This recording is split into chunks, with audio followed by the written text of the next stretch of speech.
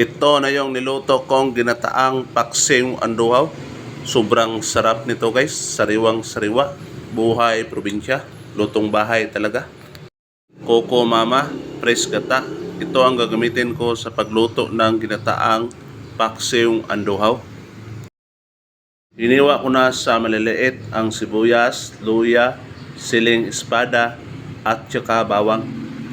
Gisahin ko ito gamit ang mantika.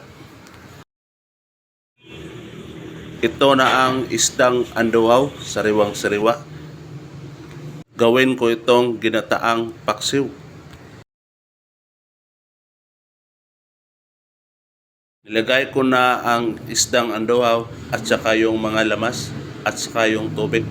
Pakuluin ko ito. Hintayin lang natin kumukulo bago ilagay ang Coco Mama Fresh Gata.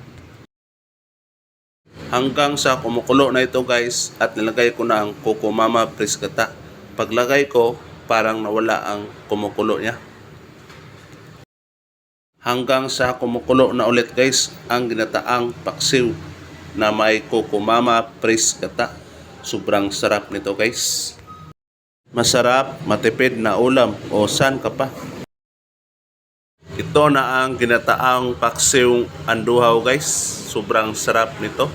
Paki-like, subscribe para ma-inspire ako sa paggawa ng video.